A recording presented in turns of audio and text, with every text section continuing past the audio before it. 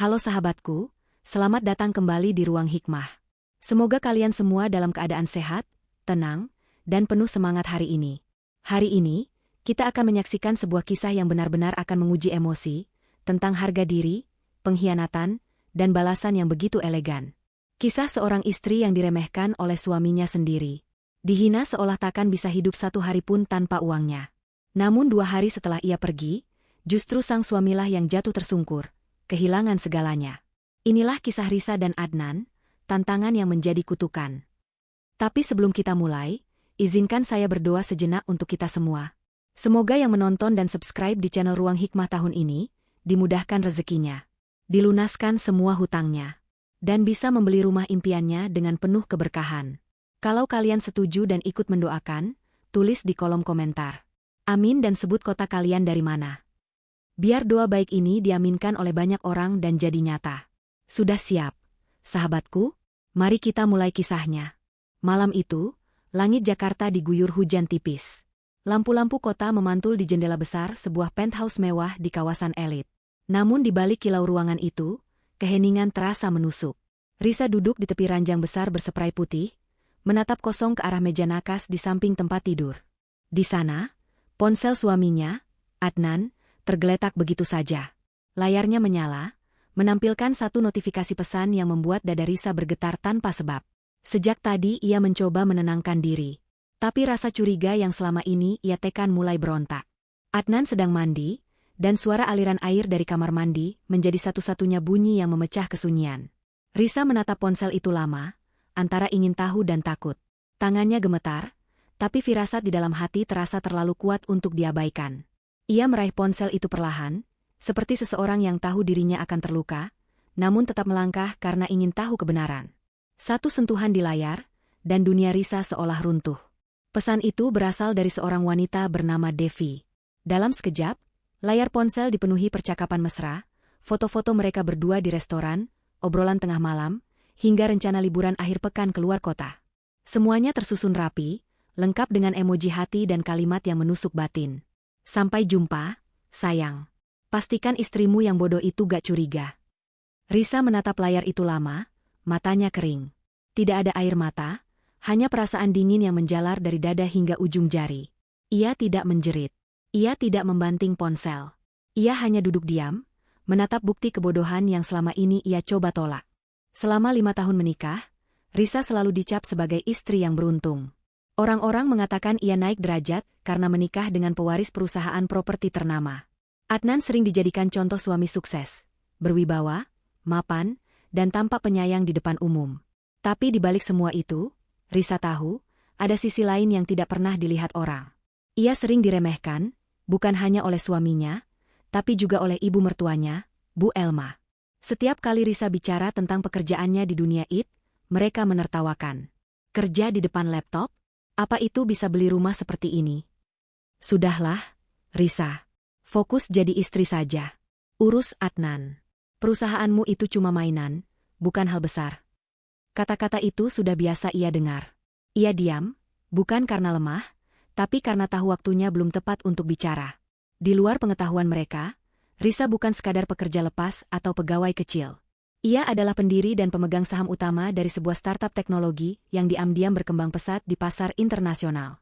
Ia menyimpan semua itu rapat-rapat, membiarkan orang lain mengira ia bergantung pada suaminya. Malam ini, semua ejekan itu menggema di kepalanya. Setiap tawa sinis terasa seperti cambuk yang membakar harga dirinya. Dengan tenang, Risa mengambil tangkapan layar dari seluruh percakapan itu dan mengirimkannya ke ponselnya sendiri. Ia menyimpan semua bukti dengan sistematis, seperti profesional yang sedang mengumpulkan data kasus. Tangannya gemetar, tapi pikirannya mulai dingin. Dalam hati, ia tahu, ia sedang mempersiapkan perang. Tak lama, suara pintu kamar mandi terbuka. Adnan keluar hanya dengan handuk melilit pinggang, wajahnya santai, bahkan bersiul kecil. Ia tidak menyadari bahwa badai sudah menunggu di hadapannya. Risa berdiri perlahan, menatapnya tanpa ekspresi. Ia mengangkat ponsel dan melemparkannya ringan ke arah dada Adnan. Jelaskan ini. Suara Risa tenang, namun tajam. Tidak ada teriakan, tidak ada tangisan. Justru karena itulah kalimat itu terasa begitu mengancam. Adnan terdiam sejenak, menatap layar ponsel yang menampilkan bukti perselingkuhannya. Wajahnya berubah, namun bukan karena menyesal. Ia marah. Bukan marah karena bersalah, melainkan marah karena ketahuan. "Kamu ngapain buka-buka ponselku?" bentaknya. "Kamu keterlaluan, Risa." Risa menatapnya datar. "Aku tidak perlu buka apa-apa. Jalangmu yang mengirim bukti itu sendiri." Adnan terdiam sesaat, lalu tertawa kecil dengan nada sinis. "Jadi kamu marah? Ya sudah, aku akui. Aku selingkuh. Tapi mau apa kamu? Nangis? Cerai? Silakan. Tapi aku berani taruhan. Kamu gak akan bisa bertahan 1 hari pun tanpa aku dan uangku." Kata-kata itu diucapkan dengan tatapan merendahkan, seolah Risa hanyalah perabot rumah tangga yang tak punya nilai. Kalimat itu, 1 hari pun tanpa uangku, menjadi cambuk yang menyalakan bara di dada Risa. Ia tidak menjawab. Ia hanya menatap Adnan lama, hingga senyum angkuh itu memudar perlahan. Dalam hening itu, lahirlah keputusan terbesar dalam hidupnya. Ia tidak akan menangis malam ini. Ia akan bangkit. Ia akan pergi. Dan dunia akan tahu siapa yang sebenarnya tak bisa bertahan tanpa siapa. Ketika Adnan kembali ke kamar mandi, Risa melangkah ke arah jendela besar, menatap lampu kota yang gemerlap di bawah sana. Di balik kaca, bayangannya sendiri terlihat kuat dan asing. Ia menyadari sesuatu yang selama ini ia lupakan, bahwa dirinya tidak lagi terikat oleh cinta yang sudah busuk. Hujan masih turun di luar, tapi hati Risa sudah berhenti gemetar. Ia membuka laptopnya, mengirim pesan singkat ke seseorang bernama Pak Jaelani, pengacara pribadinya. "Aktifkan rencana B saatnya." Di sudut bibirnya, muncul senyum tipis. Malam yang dingin itu menjadi saksi lahirnya kembali seorang Risa yang berbeda. Bukan lagi istri yang dihinakan, melainkan seorang wanita yang siap membalas dengan kecerdasan dan harga diri. Dan di ruangan yang sama, Adnan belum tahu. Kata-katanya malam ini akan menjadi kutukan yang membalikkan seluruh hidupnya. Adnan masih berdiri di tengah kamar, menatap Risa dengan wajah yang sulit dibaca. Sesaat, ia seperti kehilangan kata-kata. Tapi egonya jauh lebih besar dari rasa bersalah. Ia tertawa pelan, seolah semua yang baru saja terjadi hanyalah lelucon kecil di tengah malam. "Risa, kamu ini lucu. Cuma karena chatting sama teman perempuan aja langsung marah? Kamu kebanyakan nonton drama," ujarnya ringan. Risa tidak membalas. Ia hanya menatap Adnan tanpa ekspresi, pandangan matanya dingin seperti kaca. Suasana kamar terasa tegang. Detak jam di dinding terdengar begitu jelas di antara keduanya. Adnan mendekat, meraih bahu istrinya dengan senyum yang penuh kepalsuan. "Sudahlah. Jangan terlalu serius. Kamu tahu kan aku sayang kamu. Lagi pula, kamu gak akan kemana-mana, Risa. Kamu butuh aku." Kata-kata terakhir itu menggema di kepala Risa. Ia menepis tangan Adnan perlahan, lalu berjalan ke arah meja rias. Dalam pantulan cermin, ia melihat sosok pria yang selama ini ia cintai, yang kini berubah menjadi seseorang yang asing dan sombong. "Aku tidak butuh kamu, Adnan," ucapnya lirih tapi tegas. "Kamu bahkan gak tahu siapa aku sebenarnya." Adnan tertawa keras. "Oh, tentu aku tahu siapa kamu. Kamu cuma insinyur IT yang kerja di balik laptop, yang gajinya bahkan gak cukup buat bayar 1 malam makan di restoran yang sering aku ajak. Jangan sok kuat, Risa. Tanpa aku, kamu gak akan punya apa-apa." Setiap kata Adnan terasa seperti pisau yang menusuk harga diri Risa. Tapi kali ini, ia tidak menunduk. Ia menatap langsung ke mata suaminya, dan di sanalah Adnan melihat sesuatu yang belum pernah ia lihat sebelumnya. Keberanian yang tenang, dingin, dan tak bisa diguncang. "Berhenti bicara seolah semua ini milikmu," jawab Risa pelan. "Rumah ini, mobil itu, semua yang kamu banggakan, coba kamu pikir, uang siapa yang kamu gunakan?" Adnan mengerutkan dahi, seolah tidak mengerti. "Uang siapa lagi kalau bukan uangku? Jangan mulai mengada-ada, Risa." Risa hanya tersenyum samar. Sebuah senyum yang tidak lagi menyimpan cinta, hanya ironi. Ia berjalan ke arah lemari pakaian, membuka laci bawah, lalu mengeluarkan sebuah amplop coklat tebal. Ia menaruhnya di meja depan Adnan. "Itu, Adnan. Coba buka." Adnan menatapnya heran, lalu membuka amplop itu. Di dalamnya, ada beberapa lembar sertifikat deposito, bukti transfer saham, dan dokumen perjanjian investasi. Semua atas nama Risa. "Apa ini?" tanya Adnan dengan nada menantang. "Itu sebagian kecil dari asetku," jawab Risa tenang. "Aset yang kamu pikir gak ada." Wajah Adnan memucat sesaat, tapi dengan cepat ia menutupi rasa terkejutnya dengan tawa sinis. Jadi kamu simpan rahasia di belakangku? Bagus. Tapi semua itu gak ada artinya. Risa, kamu tetap tinggal di rumah ini, di bawah atapku, dengan uangku. Jadi jangan sok hebat. Ia maju selangkah, menatap Risa dengan tatapan congkak. Kamu tahu apa bedanya aku dan kamu? Aku punya nama besar. Aku punya koneksi. Kamu cuma perempuan yang beruntung bisa menikah denganku. Kalau bukan karena aku, kamu gak akan dikenal siapa-siapa. Risa diam. Tapi di matanya, ada kilatan kecil seperti bara yang baru disulut. Bara itu perlahan membakar dinginnya wajahnya. Nama besar? Ia mengulang pelan. Nama besar itu bisa runtuh dalam semalam, Adnan. Dan aku akan pastikan kamu tahu rasanya. Namun Adnan, dengan keangkuhan yang sudah mendarah daging, malah semakin menantang. Risa, kamu pikir bisa melawanku? Aku yang kasih kamu hidup nyaman, aku yang buat kamu bisa pakai tas mahal dan jalan kemanapun sesuka hati. Kamu gak akan sanggup hidup tanpa uangku. Ia menunjuk dada Risa dengan telunjuknya, menatap istrinya seolah ingin merendahkan sampai ke dasar. Satu hari, Risa. Aku berani taruhan kamu gak akan bisa bertahan satu hari pun tanpa aku dan uangku. Kata-kata itu keluar dari mulutnya dengan penuh keyakinan, tanpa sedikit pun rasa takut. Risa tidak menjawab. Ia hanya menatapnya lama, menelan semua penghinaan itu dengan senyum tenang. Di dalam hatinya, satu kalimat terukir jelas, tantangan diterima. Tepat saat suasana memanas, suara langkah kaki terdengar dari arah pintu. Bu Elma muncul, mengenakan piyama satin berwarna emas, wajahnya penuh rasa penasaran. Ada apa ini? Kenapa ribut malam-malam? Adnan langsung menunjuk Risa. Ini, Bu, istri bodohmu ini marah cuma gara-gara hal sepele. Cemburu gak jelas. Bu Elma menatap Risa dengan tatapan menilai dari ujung rambut sampai ujung kaki, seperti hakim yang sudah punya keputusan sebelum sidang dimulai. Risa, kamu itu harusnya bersyukur. Kamu hidup enak, makan enak, semua berkat Adnan. Sudah, jangan berlebihan. Laki-laki itu ya begitu, kamu harus maklum. Jangan bikin masalah besar dari hal kecil. Nada suaranya lembut tapi menusuk. Setiap kata seperti garam di luka terbuka. Kalau kamu keluar dari rumah ini, kamu pikir mau kemana? Tidur di pinggir jalan? Risa menatap ibu mertuanya itu dalam diam. Dalam sekejap, segala hormat yang dulu ia miliki hilang begitu saja. Ia menyadari, malam ini bukan hanya pertengkaran suami istri. Ini adalah panggung yang menunjukkan siapa mereka sebenarnya. Dua orang yang menganggapnya tak lebih dari beban yang harus dijaga agar tetap tunduk. Terima kasih, Bu, ucap Risa pelan. Sekarang saya sudah tahu posisinya di rumah ini. Bu Elma mengibaskan tangan. Sudah, tidur sana. Jangan bikin drama. Besok kamu minta maaf ke Adnan. Tapi Risa tidak bergerak menuju ranjang. Ia melangkah pelan ke arah lemari besar, membuka satu persatu pintunya, dan mulai mengeluarkan pakaian. Adnan menatap dengan bingung. Kamu ngapain? Risa menoleh singkat. Kamu bilang aku gak akan bisa bertahan tanpa kamu, kan? Kita lihat saja. Tangannya terampil.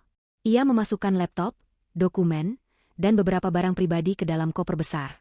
Ia tidak membawa perhiasan atau tas mahal, hanya hal-hal yang benar-benar penting. Bu Elma tertegun. Risa, kamu serius mau pergi? Sangat serius, Bu. Suasana kamar seketika berubah hening. Adnan masih berdiri dengan wajah menantang, tapi ada kegelisahan kecil di balik matanya. Ia pikir Risa hanya menggertak. Ia tidak tahu bahwa malam ini adalah awal dari akhir semua yang ia banggakan. Risa menarik koper itu ke arah pintu, berhenti sebentar, lalu menatap keduanya. Adnan, kamu menantangku untuk bertahan tanpa kamu.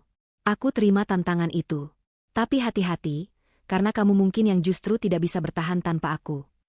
Ia melangkah keluar perlahan, meninggalkan dua manusia yang terlalu sombong untuk menyadari badai yang akan datang. Hujan di luar semakin deras. Petir menyambar di kejauhan. Dan di tengah malam yang dingin itu, seorang wanita yang dulu diremehkan melangkah menuju kebebasannya, membawa diam yang berbahaya, dan harga diri yang baru saja lahir kembali.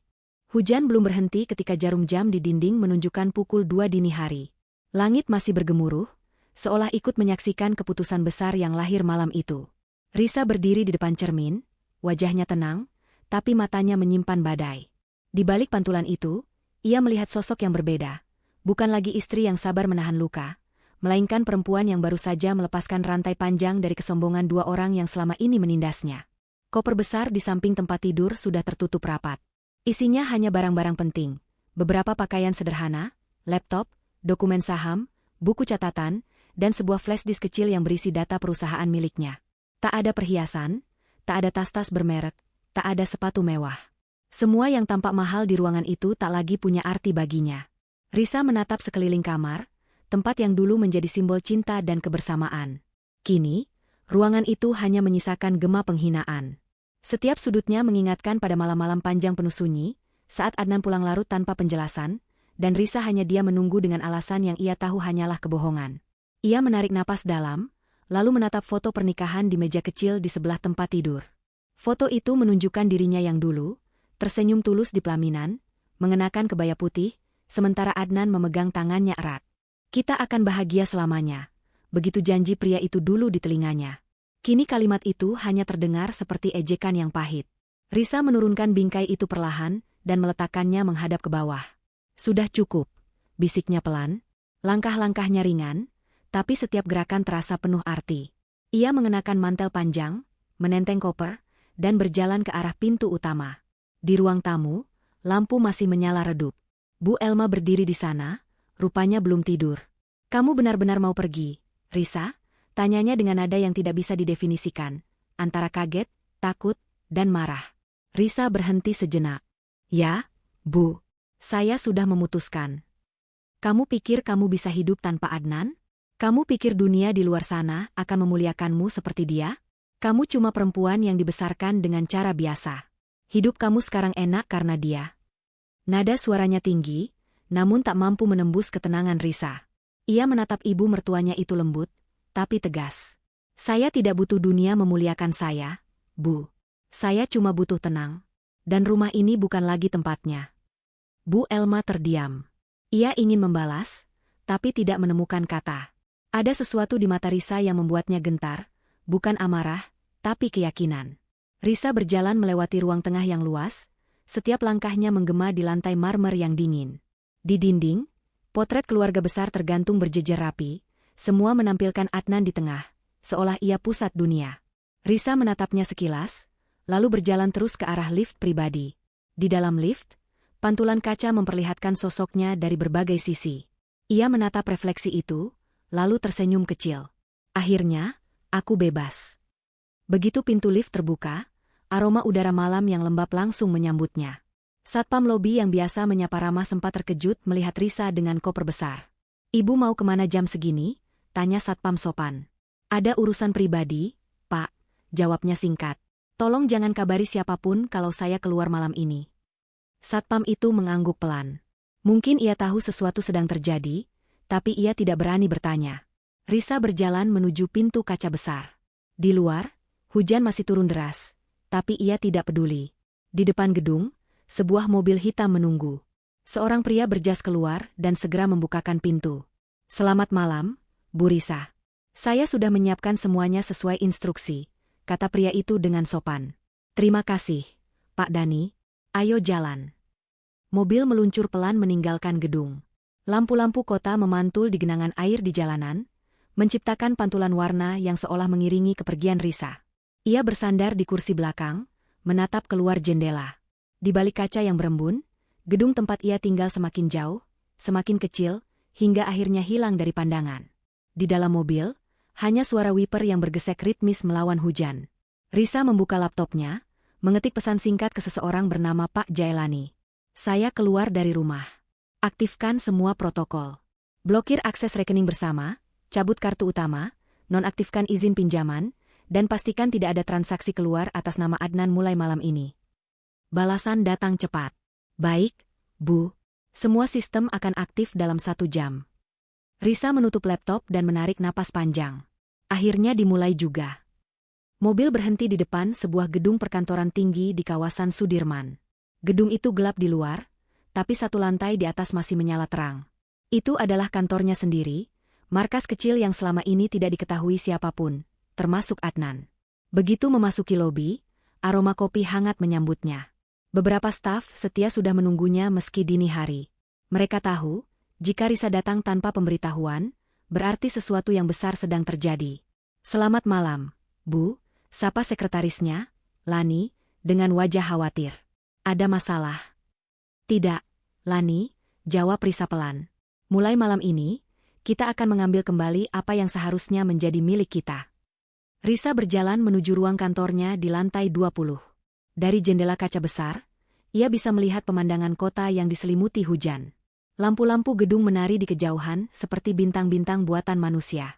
Ia menatap keluar, lalu berkata pada dirinya sendiri. Dia bilang aku tak akan bisa hidup satu hari pun tanpa dia. Tapi aku akan tunjukkan, bahkan dunia bisa berputar tanpa namanya. Lani masuk membawa secangkir teh hangat. Bu, Anda perlu istirahat. Risa menggeleng pelan. Tidak malam ini, aku ingin menyusun rencana dulu. Besok pagi, Adnan akan tahu seperti apa rasanya kehilangan semua yang ia banggakan. Malam itu, Risa menatap layar komputer berjam-jam. File demi file terbuka, data keuangan dianalisis, akses rekening dibekukan, dan aset digital dialihkan atas nama dirinya kembali. Semua berjalan cepat dan rapi. Tidak ada emosi, hanya ketepatan dan ketenangan. Menjelang fajar, ia berdiri di depan jendela lagi. Hujan sudah reda. Langit perlahan berubah warna, menandai datangnya pagi yang baru, pagi pertama tanpa Adnan. Risa tersenyum tipis, memejamkan mata sejenak.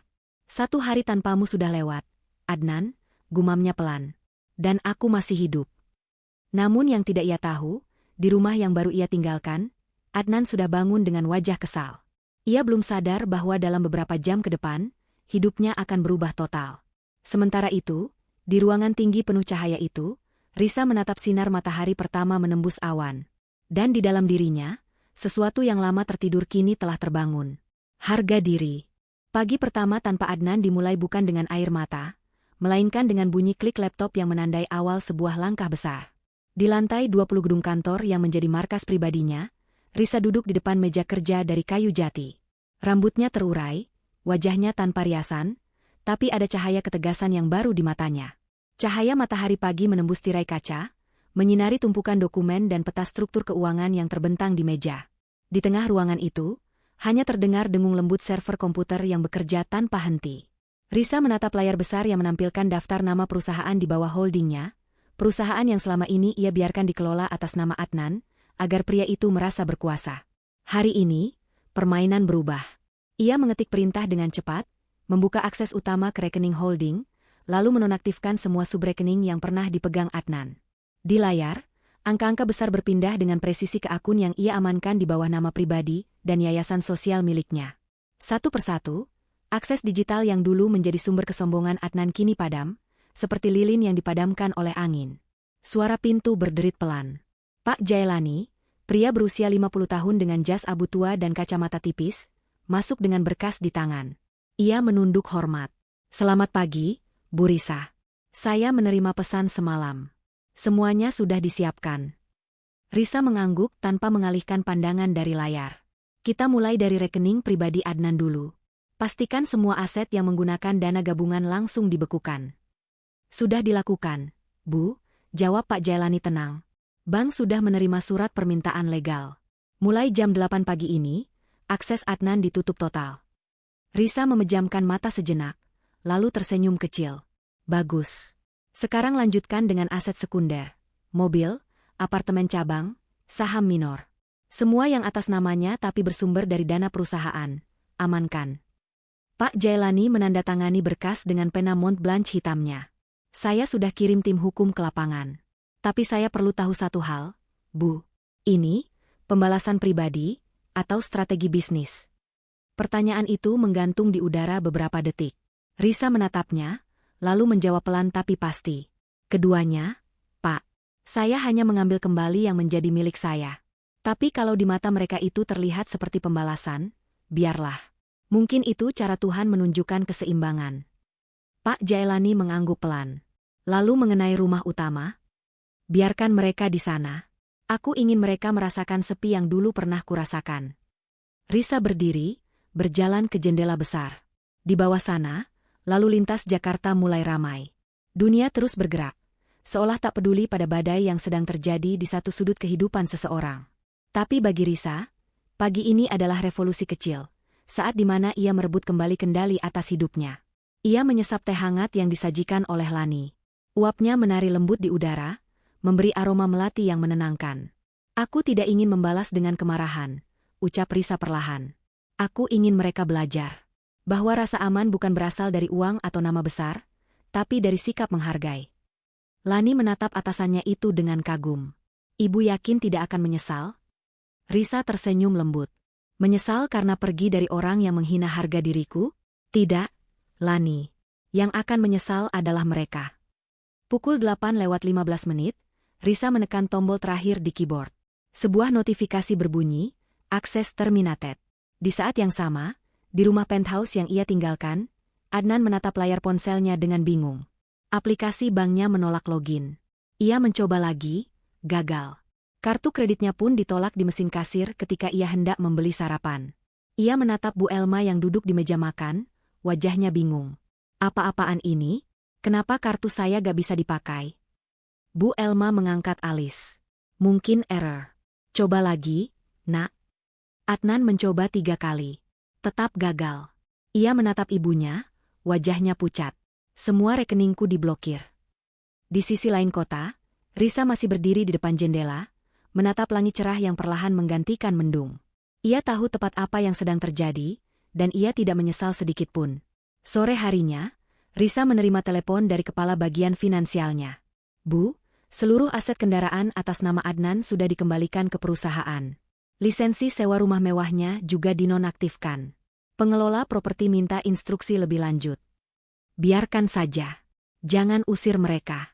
Tapi batasi semua fasilitas.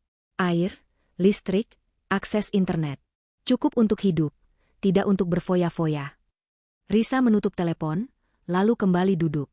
Ia menatap layar laptop yang kini menampilkan daftar donasi sosial. Dari uang yang ia amankan, sebagian besar ia arahkan untuk Yayasan Pendidikan Anak Yatim dan program pemberdayaan perempuan. Aku ingin luka ini punya makna, katanya pelan. Aku tidak ingin dendamku jadi racun, tapi jadi pelajaran. Malam tiba. Di rumah yang dulu mereka tinggali bersama, Adnan mondar-mandir gelisah. Bu Elma menatapnya panik. Adnan, kamu sudah coba hubungi Risa?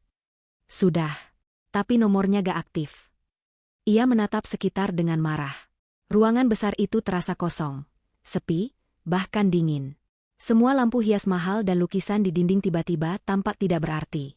Adnan meraih telepon rumah, tapi suara operator menjawab dingin, nomor yang Anda tuju sudah tidak aktif.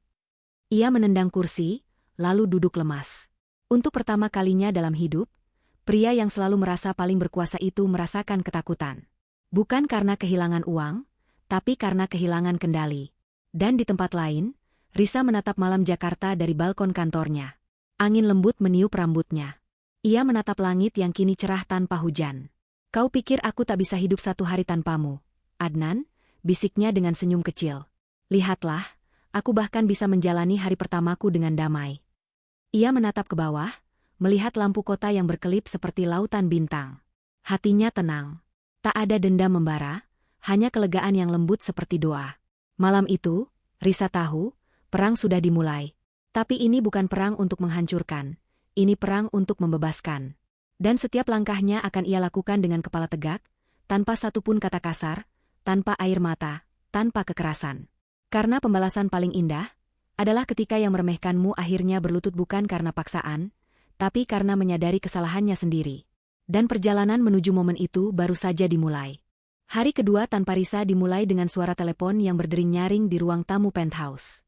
Adnan tersentak dari tidurnya yang tak nyenyak.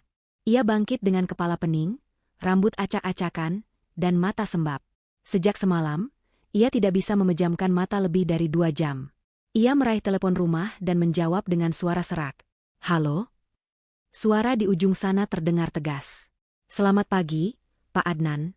Kami dari pihak bank. Kami hanya ingin mengonfirmasi kembali, rekening utama Bapak masih dalam status pembekuan sementara sesuai instruksi hukum. Kami juga ingin memberitahu bahwa cicilan mobil dan properti belum bisa diproses karena dana auto debit sudah tidak aktif. Adnan menarik napas berat. Saya sudah jelaskan. Itu semua kesalahan sistem. Saya pemilik rekening itu. Saya yang punya dana. Maaf, Pak. Suara itu terdengar tenang tapi tegas. Menurut dokumen yang kami terima, rekening tersebut adalah milik Ibu Risa Sasmita. Anda hanya tercatat sebagai pengguna tambahan. Klik. Telepon ditutup. Adnan menatap gagang telepon lama, seolah benda itu baru saja menghancurkan harga dirinya. Ia menjatuhkan diri ke sofa. Bu Elma keluar dari kamar dengan wajah kusut, menatap anaknya dengan cemas. Bagaimana, Nak? Semuanya masih diblokir. Bu, aku gak bisa akses apapun, jawabnya lirih. Coba telepon Risa lagi. Mungkin dia sudah tenang sekarang. Adnan menggeleng pelan. Nomornya masih tidak aktif. Ia menatap sekeliling ruangan yang kini tampak berantakan. Piring kotor menumpuk di meja makan, sisa makanan semalam sudah basi. Rumah megah itu mulai kehilangan auranya. Tidak ada asisten yang datang karena gaji mereka belum dibayar. Tidak ada sopir, tidak ada sekretaris, tidak ada pembantu. Hanya dua manusia yang hidup dalam rumah yang kini terasa seperti penjara emas. Adnan membuka kulkas, dan yang ia temukan hanyalah botol air mineral, sepotong roti, dan buah yang sudah mengeriput. Ia memukul pintu kulkas dengan marah. Gila. Semua tagihan berhenti, semua rekening tertutup, semua orang menjauh. Ia mengambil ponsel dan menelusuri kontak satu persatu. Beberapa orang penting yang dulu selalu merendah di hadapannya kini tak lagi menjawab panggilan. Ia mencoba menelepon sekretaris pribadinya, Roni, tapi yang menjawab adalah suara asing. Maaf, Pak. Posisi Roni sudah digantikan. Semua staf perusahaan kini berada di bawah struktur baru sesuai arahan CEO utama. CEO utama siapa? Bentak Adnan. Ibu Risa Sasmita, Pak. Seketika darah Adnan berdesir. Ia menjatuhkan ponsel dan berdiri terpaku. Dia ambil semuanya, Bu. Perusahaanku, kantorku, semuanya. Bu Elma menatapnya tidak percaya. Tidak mungkin. Itu kan bisnis keluarga kita. Tidak, Bu. Suara Adnan melemah, semua itu atas nama dia. Aku cuma pemegang izin operasional, bukan pemilik. Selama ini dia yang punya saham mayoritas. Bu Elma memegangi dadanya, tubuhnya goyah. Astagfirullah, jadi selama ini kita cuma numpang hidup dari perempuan itu. Tak ada jawaban. Hanya keheningan yang menggantung tebal. Menjelang siang, dua orang pria berpakaian formal datang ke penthouse, membawa surat pemberitahuan hukum. Salah satunya memperkenalkan diri sebagai utusan pengadilan. Tuan Adnan dan Ibu Elma, ini surat pemberitahuan gugatan perceraian dan tuntutan pencemaran nama baik dari pihak Ibu Risa Sasmita. Mohon ditandatangani tanda terima. Adnan membacanya dengan tangan gemetar. Kata-kata di atas kertas terasa seperti pisau yang menggores harga dirinya. Pencemaran nama baik? Risa benar-benar berniat membalasnya secara elegan, tanpa harus mengotori tangan dengan amarah. Ia menatap dua pria itu dengan pandangan kosong. Kalian boleh pergi, katanya lirih. Tinggalkan saja surat itu. Setelah pintu tertutup, Bu Elma menatapnya tajam. Sekarang kamu puas? Ini semua gara-gara kesombonganmu, Adnan. Gara-gara kamu hina perempuan yang justru menopang hidupmu. Kamu pikir dia bodoh, padahal dia jauh lebih pintar dari kamu. Cukup, Bu, seru Adnan, tapi suaranya gemetar. Bu Elma menutup wajah dengan tangan. Tangisnya pecah, bukan hanya karena kehilangan harta, tapi karena rasa malu yang tak tertahankan. Seluruh kompleks sudah tahu bahwa rekening Adnan diblokir. Beberapa tetangga bahkan berbisik-bisik di lobi, menyebut nama Risa dengan kekaguman. Sore itu, Adnan menatap kaca jendela. Ia melihat pantulan dirinya sendiri, kusut, letih, dan kehilangan arah. Dalam satu hari, ia berubah dari pria yang berkuasa menjadi seseorang yang bahkan tak tahu harus makan apa malam ini. Ia duduk di kursi panjang, membuka ponsel, dan menelusuri foto-foto lama. Risa sedang tertawa di tepi pantai, Risa sedang bekerja di depan laptop, Risa menyuapi ibunya di rumah sakit. Semua terlihat begitu nyata, begitu lembut, begitu asing. Air matanya menetes diam-diam. Ia tak ingat kapan terakhir kali ia benar-benar melihat istrinya dengan rasa hormat. Semua tahun-tahun bersama seolah terhapus oleh satu kalimat bodohnya malam itu. Kamu gak akan bisa hidup satu hari pun tanpa aku. Dan kini, hanya 2 hari setelah kalimat itu, ia justru menjadi pihak yang tak bisa hidup tanpa perempuan itu. Menjelang malam, ia mencoba keluar rumah untuk mencari udara. Tapi begitu sampai di parkiran bawah, satpam menahannya. Maaf, Pak Adnan. Mobil ini sudah tidak bisa digunakan. Surat kepemilikannya ditarik pihak leasing. Apa maksudmu? Instruksi dari perusahaan, Pak. Semua kendaraan atas nama holding sudah diambil alih kembali. Adnan berdiri di sana, kehilangan kata. Ia menatap mobil sport merahnya yang dulu menjadi simbol kebanggaan, kini dibawa pergi oleh truk derek. Ketika ia kembali ke rumah, hujan mulai turun lagi. Langit kelabu, seperti ikut berduka atas kebodohannya. Bu Elma duduk di sofa, memandangi televisi yang mati. Adnan, suaranya pelan. Ibu malu? Kalau besok-besok orang tahu semua ini, apa yang harus ibu katakan? Adnan tidak menjawab. Ia hanya berjalan ke balkon dan berdiri di bawah hujan, membiarkan air dingin membasahi wajahnya. Ia tidak lagi tahu harus berbuat apa. Semua pintu tertutup. Semua jembatan sudah ia bakar sendiri. Di kejauhan, lampu kota berkilau lembut. Dan entah mengapa, setiap cahaya lampu itu mengingatkannya pada sosok Risa, wanita yang dulu ia remehkan, kini menjadi satu-satunya bayangan yang tidak bisa ia lupakan. Malam itu, Adnan akhirnya menyadari sesuatu yang tak bisa ia tolak. Bahwa rasa kehilangan paling menyakitkan bukan kehilangan harta atau kekuasaan, tetapi kehilangan seseorang yang seharusnya ia jaga, namun ia hancurkan dengan kesombongan sendiri. Pagi itu dimulai seperti biasa bagi Adnan, tapi dunia di sekelilingnya sudah tak sama lagi. Matahari baru naik di balik gedung-gedung tinggi Jakarta, memantulkan sinarnya ke jendela besar penthouse tempat ia tinggal. Namun berbeda dari biasanya, aroma kopi buatan Risa tak tercium. Suara lembut istrinya yang biasanya menyapa pun tak terdengar. Ia turun dari ranjang dengan kepala berat, mencoba menghapus sisa emosi semalam. Dia pasti balik nanti siang, pikirnya. Risa, di matanya, selalu tunduk. Ia terlalu yakin bahwa perempuan itu takkan pernah benar-benar berani meninggalkannya. Dengan langkah malas, Adnan berjalan ke dapur. Ia mengambil cangkir, membuka mesin kopi, tapi tombolnya tak menyala. Ia menatap panel listrik di dinding, mati. Ia memencet beberapa saklar, tetap tak berfungsi. Wajahnya mengeras. Apa-apaan ini? PLN lagi gangguan? Gerutunya. Ia mencoba menyalakan televisi. Layar hitam. Internet pun tidak tersambung. Ia menatap ponselnya, membuka aplikasi bank untuk mentransfer uang ke asisten rumah tangga yang belum datang pagi itu. Tapi begitu mengetik password, muncul notifikasi merah, akses denied, account suspended. Keningnya berkerut. Ia mencoba lagi, dan lagi. Tetap gagal. Ia ganti dengan rekening kedua. Sama saja. Semua akun keuangannya terkunci. Tidak mungkin, gumamnya, kini dengan nada lebih serius. Ia menekan speed dial untuk menelepon manajer keuangan perusahaan, tapi sambungan langsung terputus. Nomornya tak lagi aktif. Ia menatap layar ponselnya, bingung, sebelum melemparnya ke sofa dengan kasar. Risa, suaranya pelan tapi berat. Untuk pertama kalinya dalam bertahun-tahun, nama itu ia ucapkan dengan nada takut, bukan sombong. Dari dapur, Bu Elma muncul mengenakan daster sutra warna emas, masih dengan rambut disanggul. Ia melihat wajah putranya yang tegang. Kenapa, Nak? Kok dari tadi ribut? Adnan menatap ibunya dengan mata lelah. Semua rekeningku diblokir, Bu. Kartu kredit, tabungan, semuanya. Bu Elma terkekeh kecil, berusaha menenangkan. Mungkin sistem bannya error. Nak, nanti siang juga normal lagi. Tapi Adnan tak bisa tenang. Ia membuka laptopnya, mencoba masuk ke dashboard keuangan kantor, gagal. Aksesnya ditolak. Ia mencoba akun pribadinya, hasilnya sama. Tidak, gumamnya. Ini bukan error. Ia menatap layar, dan di pojok kanan bawah muncul tulisan kecil, akses revoked by owner. Wajahnya memucat. Tangan yang menggenggam mouse tiba-tiba bergetar. Ia tahu persis hanya ada satu orang yang memiliki otoritas sebagai owner di sistem itu, Risa. Dia melakukannya, katanya pelan. Dia benar-benar melakukannya. Bu Elma mulai cemas. Risa? Maksudmu, dia yang blokir semua itu? Ya. Dia yang lakukan semuanya. Adnan berdiri dan berjalan ke jendela besar.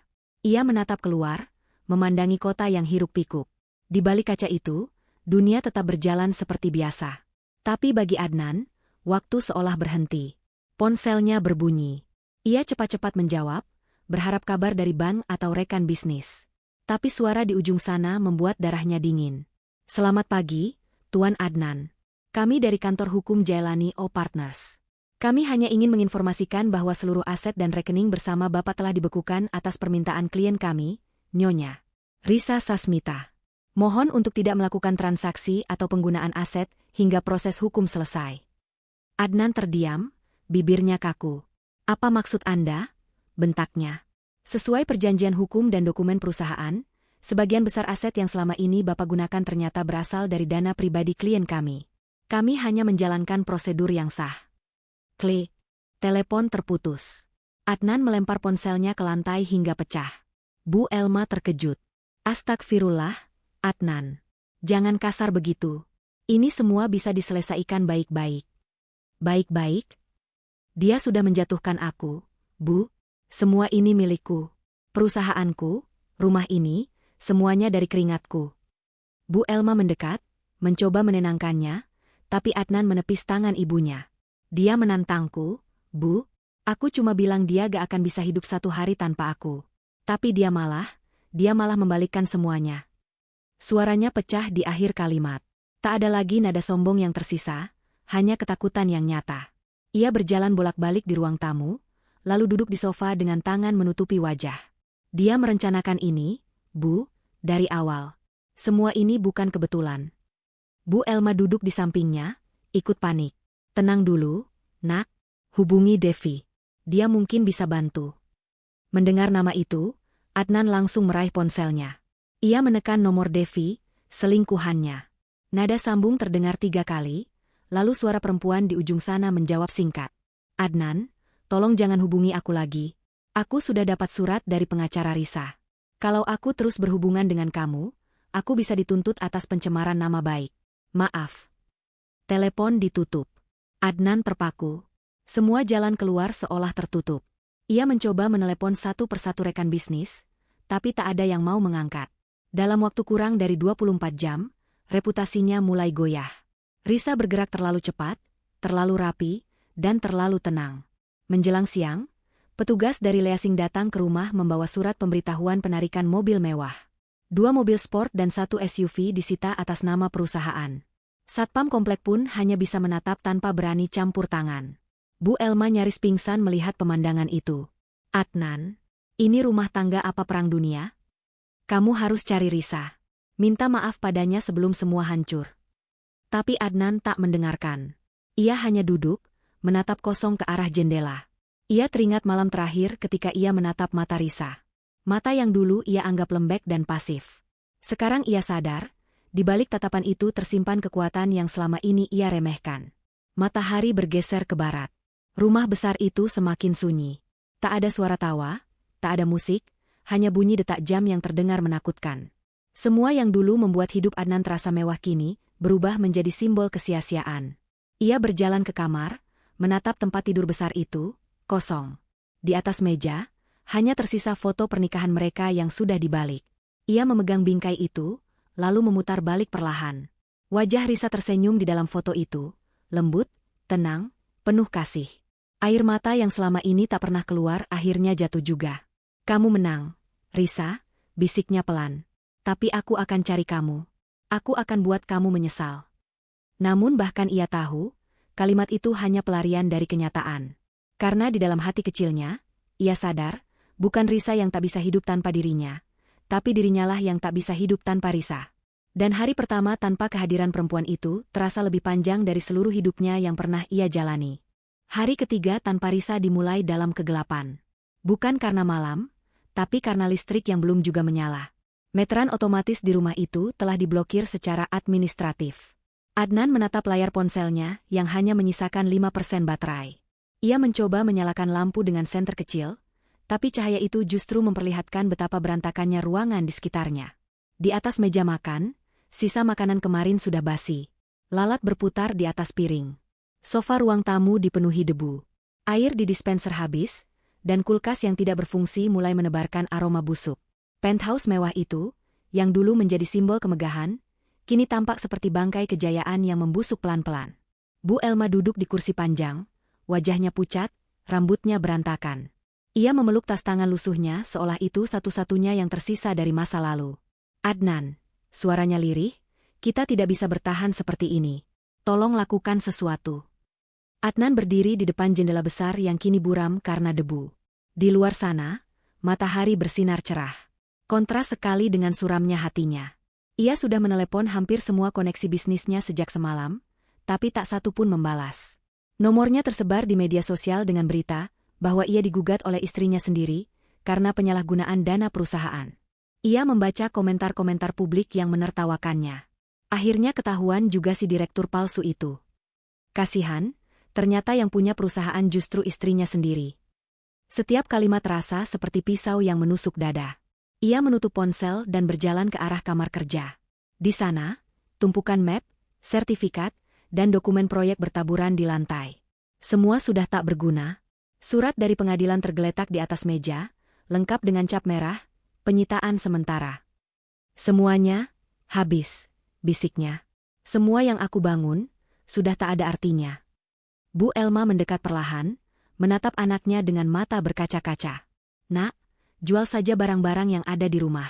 Pasti masih ada nilainya. Untuk apa, Bu? Suara Adnan datar. Kalaupun dijual, hasilnya gak cukup untuk menutup biaya hukum. Lagi pula, semua aset ini sudah dibekukan atas nama perusahaan. Kita gak bisa sentuh apapun. Ia duduk di lantai, menatap kosong. Tangannya gemetar menahan amarah dan keputusasaan. Dalam pikirannya, suara Risa terus bergema, dingin dan tenang. Kamu bilang aku gak akan bisa hidup satu hari tanpamu. Tapi hati-hati, Adnan, mungkin justru kamu yang gak bisa hidup tanpa aku.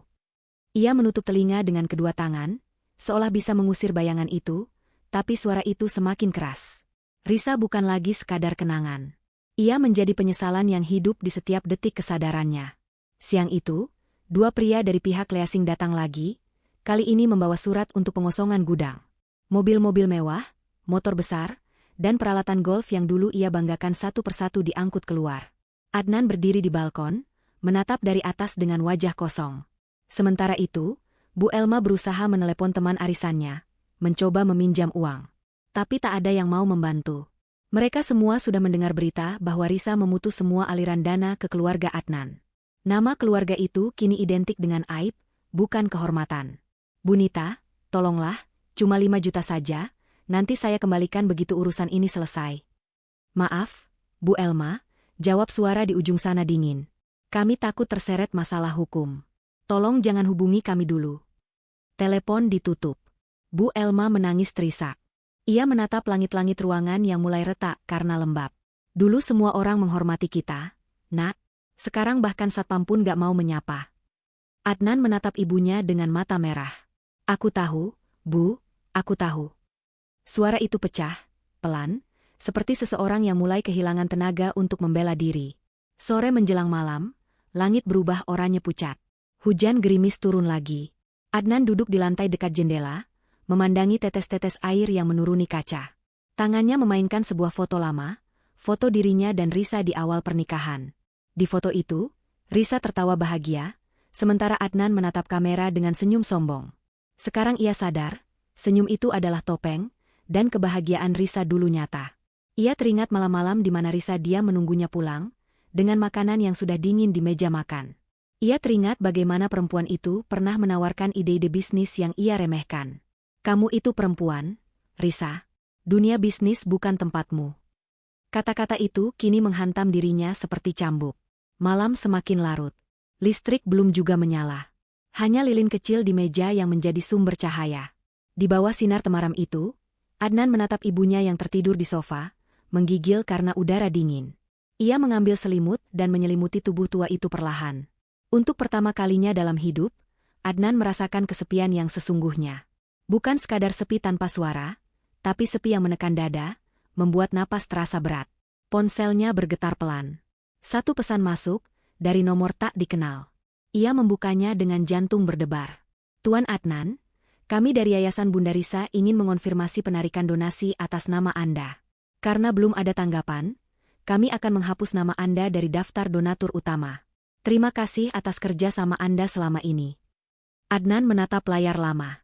Bahkan kebaikan yang dulu ia nikmati pun kini berpindah nama. Semuanya milik Risa. Ia bukan siapa-siapa lagi. Ia berdiri, berjalan ke balkon. Angin malam menampar wajahnya. Dari kejauhan, ia bisa melihat papan nama kantor besar yang dulu menampilkan logo perusahaannya. Kini papan itu sudah berubah. Global Sales Digital, CEO, Risa Sesmea. Huruf-huruf neon putih itu bersinar terang di antara gedung-gedung tinggi, memantul ke mata Adnan yang kini basah oleh air mata. Dia, Benar-benar mengambil semuanya, gumamnya pelan, bahkan kebanggaan terakhirku. Namun di dalam hatinya, ada perasaan yang lebih dalam daripada kemarahan, rasa kagum yang pahit. Ia tak bisa menyangkal, Risa melakukan semua ini dengan cara yang bersih, elegan, tanpa kekerasan, tanpa kebohongan. Ia jatuh berlutut di balkon, menatap langit yang mulai gelap. Risa, maafkan aku. Aku yang hancurkan semuanya. Aku yang membuatmu pergi. Angin membawa suaranya pergi, menembus malam. Tidak ada jawaban, hanya gema samar hujan di kejauhan. Rumah besar itu kembali sunyi. Tak ada listrik, tak ada musik, tak ada tawa. Hanya dua jiwa yang perlahan kehilangan segalanya. Bukan karena kutukan, tapi karena karma yang datang dengan langkah lembut namun pasti. Dan di saat Adnan menatap lampu-lampu kota yang berkilau, ia tahu satu hal yang tak bisa ia ubah. Bahwa Risa tidak pernah kalah. Ia hanya memilih waktu yang tepat untuk menunjukkan siapa yang sebenarnya berkuasa. Sore itu, Jakarta tampak berkilau di bawah cahaya senja. Langit memerah keemasan, seolah langit sendiri sedang bersiap menjadi saksi atas kebangkitan seseorang yang dulu diremehkan. Di ballroom sebuah hotel bintang 5 di pusat kota, keluarga besar Adnan mengadakan acara tahunan, pertemuan keluarga sekaligus syukuran bisnis. Ruangan itu mewah, lampu gantung kristal bergemerlap, bunga putih menghiasi meja, dan orkestra kecil memainkan alunan musik lembut. Para tamu mengenakan pakaian terbaik mereka, bercakap dengan tawa palsu dan senyum sopan. Di atas panggung, Adnan berdiri dengan jas hitam yang sedikit longgar, wajahnya pucat. Ia mencoba tersenyum, tapi matanya menyimpan kelelahan yang dalam. Ia hadir bukan karena diundang dengan hormat, melainkan karena tekanan dari keluarganya.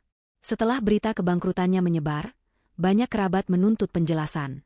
Mereka ingin mendengar langsung dari dirinya.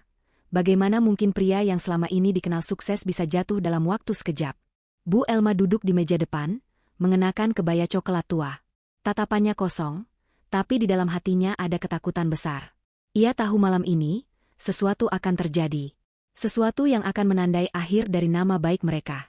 Acara dimulai. Pembawa acara memanggil beberapa anggota keluarga untuk memberi sambutan. Semua berjalan kaku dan dingin. Tak ada yang benar-benar menikmati. Semua mata sesekali melirik ke arah Adnan. Pria yang dulu mereka puja, kini menjadi bahan bisik-bisik. Tiba-tiba, di tengah pidato salah satu sepupu Adnan, pintu ballroom terbuka perlahan. Musik berhenti. Semua kepala menoleh. Risa melangkah masuk. Ia mengenakan gaun panjang berwarna putih gading, sederhana tapi anggun. Rambutnya disanggul rapi, riasannya lembut, dan di tangannya tergenggam sebuah map hitam. Di belakangnya, dua pria berjas hitam, pengacaranya, Pak Jaelani dan asisten hukum. Langkahnya tenang, matanya lurus ke depan. Setiap langkah yang ia ambil terasa menggema di dada Adnan. Semua orang terdiam. Beberapa tamu berbisik pelan, menyebut namanya dengan kagum. Bu Elma berdiri spontan. Risa, suaranya bergetar. Kau, datang ke sini. Risa menatapnya lembut, lalu tersenyum kecil. Tentu saja, Bu. Ini kan acara keluarga besar. Saya bagian dari keluarga ini. Atau setidaknya, pernah. Suasana berubah sunyi. Adnan berdiri kaku di panggung, seolah tubuhnya kehilangan tenaga. Ia tidak menyangka Risa akan datang. Dalam pikirannya, perempuan itu sudah terlalu sibuk menikmati kemenangannya di luar sana.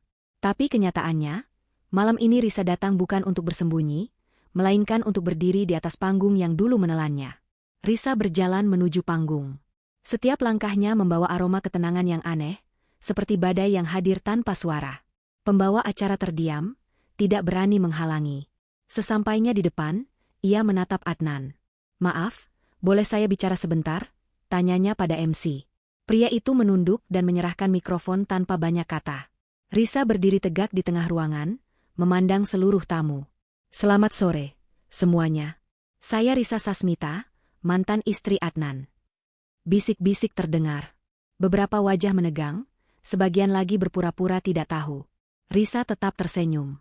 Saya datang bukan untuk mempermalukan siapapun. Tapi saya tahu, banyak dari kalian yang mendengar versi yang salah.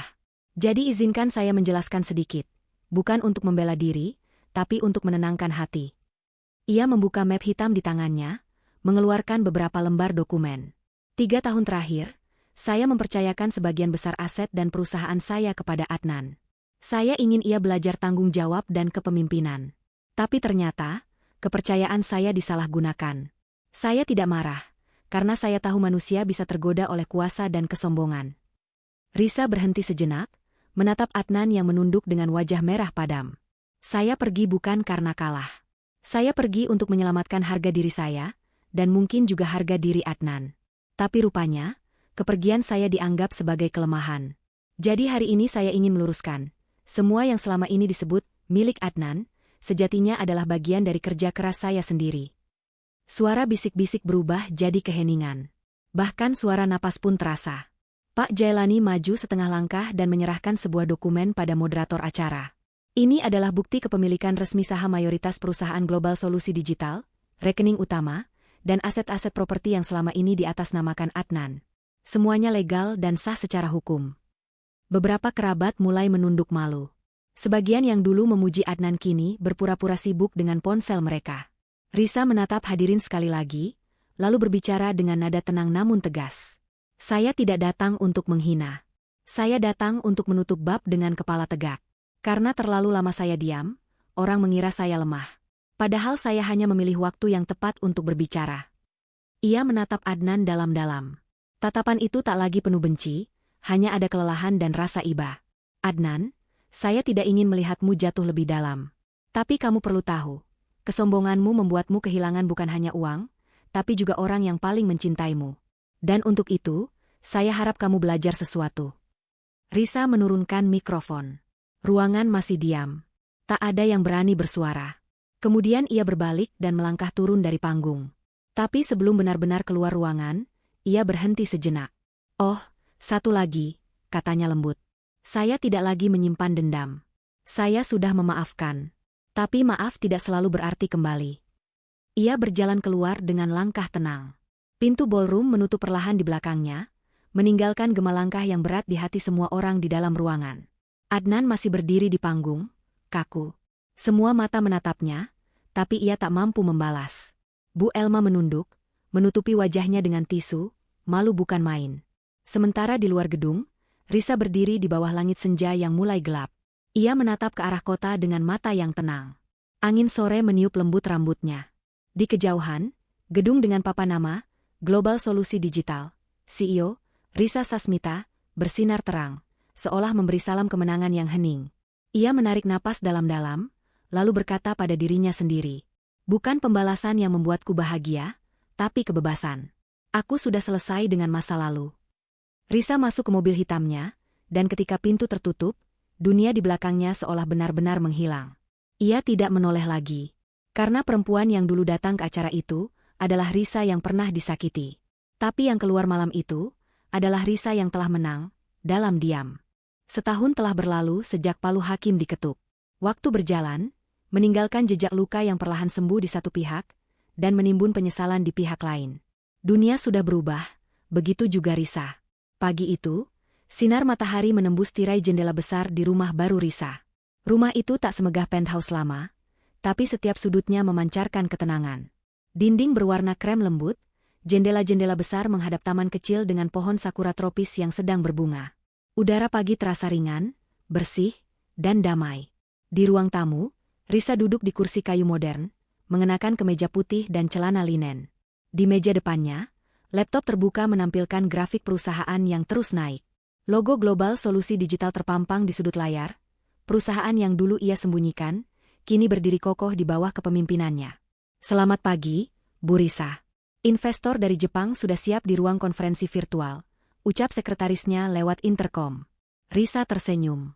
Baik, saya segera bergabung. Ia meneguk kopi hangatnya perlahan. Ada rasa syukur yang menenangkan di balik setiap tegukan. Ia tak lagi bekerja dari bayangan suaminya, tak lagi membuktikan apapun pada siapapun. Kini, ia bekerja hanya untuk dirinya sendiri, dan untuk semua perempuan yang pernah diremehkan. Meeting dimulai. Risa berbicara dengan percaya diri, membahas rencana ekspansi, inovasi teknologi, dan proyek sosial baru yang ia gagas. Program Beasiswa Perempuan Digital Indonesia. Di layar, para investor tampak terkesan. Bukan hanya oleh kecerdasannya, tapi oleh ketenangan dan integritas yang terpancar dari matanya. Setelah pertemuan selesai, ia menutup laptop dan menatap taman di luar jendela. Seekor burung kecil hinggap di pagar, bernyanyi pelan. Risa tersenyum. Akhirnya aku sampai di titik ini, bisiknya. Bukan karena dendam yang terbalas, tapi karena dirinya yang tumbuh melebihi luka. Siang hari, Risa menghadiri wawancara dengan sebuah majalah bisnis ternama. Di studio, wartawan menatapnya dengan kagum. Bu Risa, banyak orang melihat kisah Anda sebagai inspirasi. Setelah semua yang terjadi, apa pelajaran terbesar yang Anda dapatkan? Risa berpikir sejenak. Senyumnya tenang. Bahwa diam bukan berarti kalah. Kadang, kekuatan terbesar seorang perempuan justru muncul saat ia memilih untuk tidak membalas dengan emosi, tapi dengan tindakan nyata. Dunia ini tidak butuh lebih banyak amarah. Ia butuh lebih banyak bukti. Wartawan itu mencatat cepat, lalu menatap Risa dengan hormat. Lalu bagaimana perasaan Anda terhadap mantan suami Anda sekarang? Pertanyaan itu menggantung di udara. Risa tidak terguncang. Ia hanya tersenyum tipis. Tidak ada kebencian. Hanya rasa kasihan. Saya sudah memaafkannya. Bukan untuk dia, tapi untuk diri saya sendiri. Saya tidak ingin masa lalu terus mengikat langkah saya. Wawancara selesai. Di luar studio, matahari sore menyoroti wajah Risa, menimbulkan kilau hangat di matanya. Ia melangkah keluar dengan langkah ringan, seolah beban bertahun-tahun telah benar-benar ia lepaskan. Sementara itu, di tempat lain, kehidupan Adnan dan Bu Elma kini berubah menjadi bayangan masa lalu. Mereka tinggal di apartemen kecil yang sempit. Bu Elma sering duduk di kursi rotan dekat jendela, menatap kosong ke jalan raya. Kadang ia memandangi pot kecil berisi tanaman yang mulai layu, satu-satunya hal hidup yang tersisa di rumah itu. Adnan bekerja serabutan, menjadi konsultan proyek kecil yang dibayar seadanya. Wajahnya tak lagi penuh percaya diri, tapi lelah dan menua sebelum waktunya.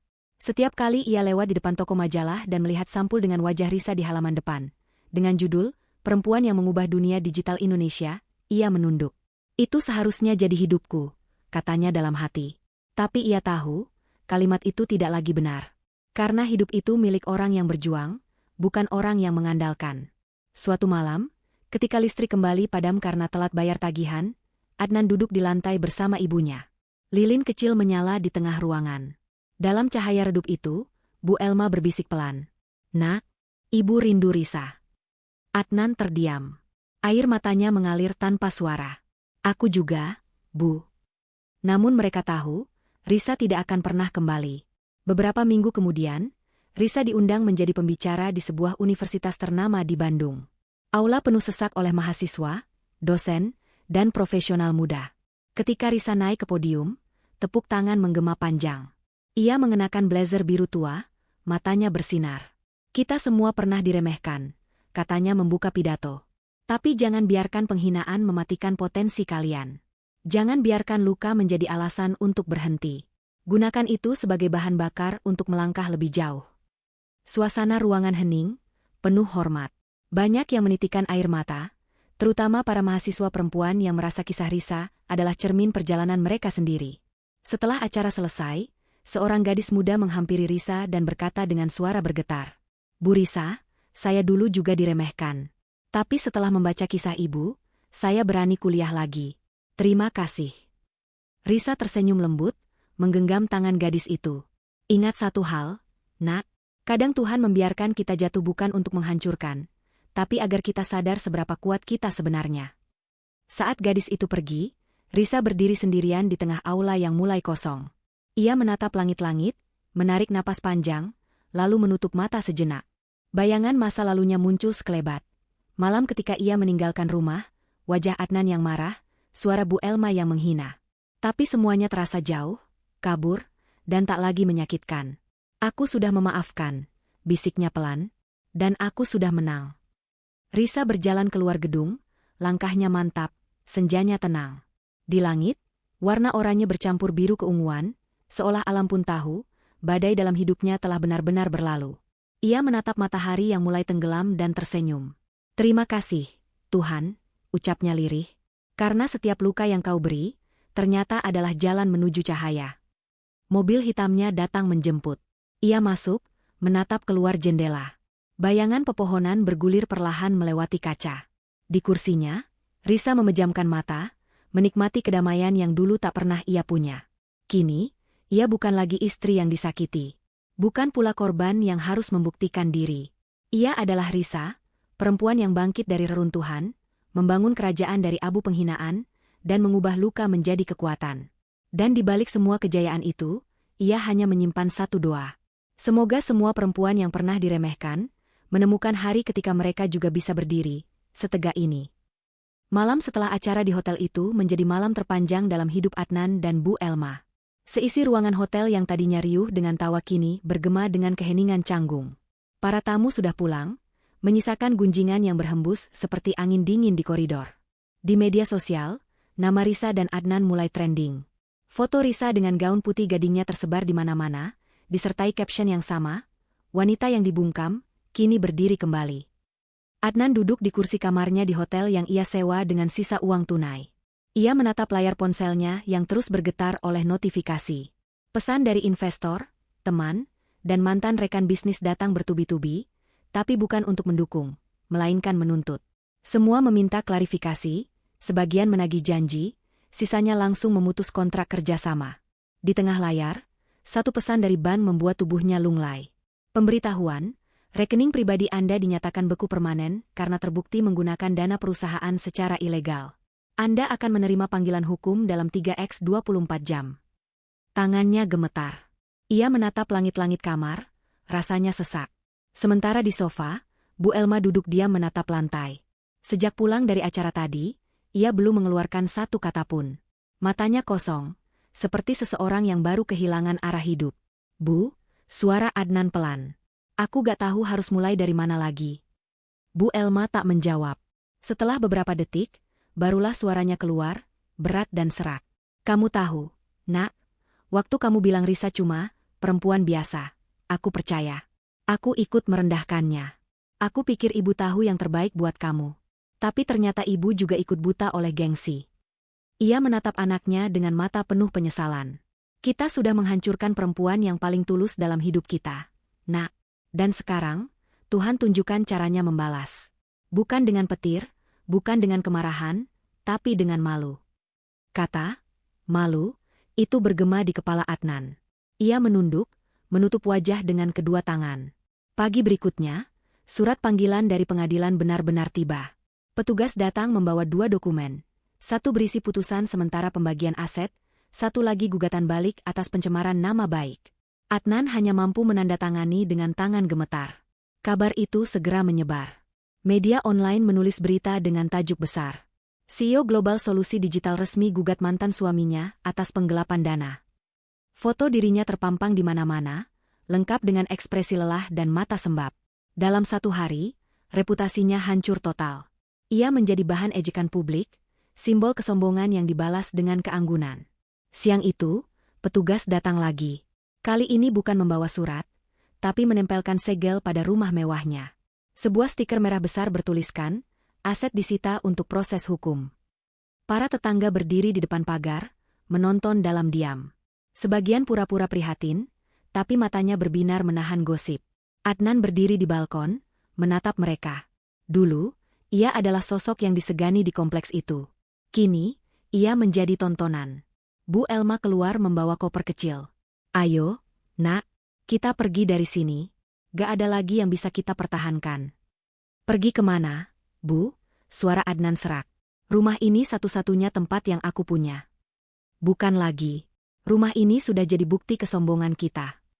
Mereka meninggalkan rumah besar itu dengan mobil sewaan yang mesinnya berasap. Di belakang mereka, satpam menutup gerbang pelan-pelan. Suara gesekan besi itu terdengar seperti penutup bab kehidupan. Mereka menyewa apartemen kecil di pinggiran kota. Ruangan itu sempit, dindingnya berwarna pudar, dan suara kendaraan dari luar terdengar jelas. Tapi setidaknya, masih ada atap. Hari-hari berlalu lambat. Adnan kini hidup tanpa jadwal, tanpa arah, tanpa gengsi. Ia menghabiskan waktu duduk di depan jendela, memandangi langit sore yang sama setiap hari. Kadang, ia melihat berita tentang Risa di televisi.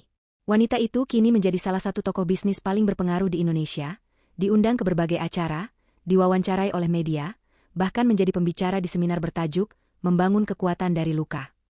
Di layar TV kecil itu, Risa tersenyum lembut, mengenakan blazer putih dan bicara dengan tenang.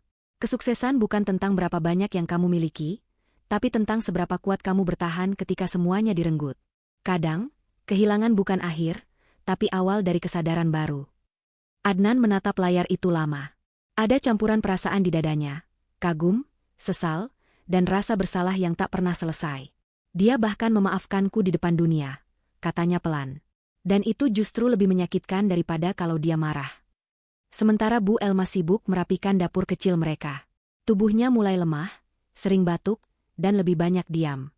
Kadang ia menatap foto almarhum suaminya di meja kecil dan berbisik lirih. Aku gagal jadi ibu yang baik. Aku ikut membuat anakku buta. Suatu sore, Adnan menerima surat dari kantor hukum Risa.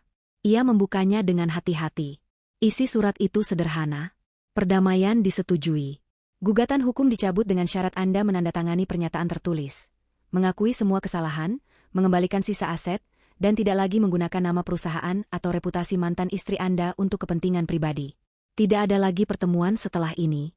Semoga Anda menemukan ketenangan. Di bawahnya, tertulis tangan Risa dengan tinta hitam. Maaf sudah cukup, tapi kepercayaan tak akan kembali. Tangan Adnan bergetar. Ia menandatangani dokumen itu tanpa berpikir dua kali.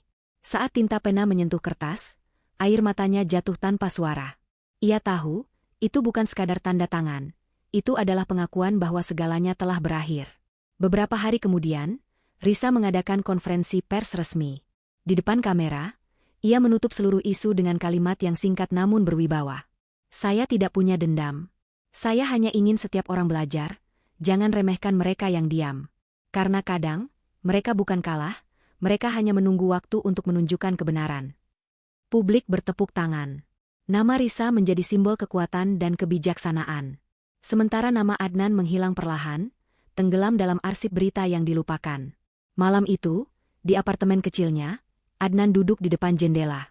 Hujan turun perlahan, menimbulkan suara lembut di atap seng. Ia menatap titik-titik air itu dengan mata kosong. Dia sudah benar-benar lepas dariku, bisiknya.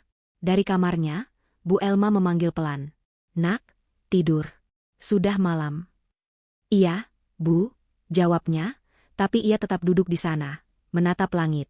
Dalam keheningan itu, Adnan sadar, bukan Risa yang kalah. Justru ia sendiri yang dikalahkan oleh egonya.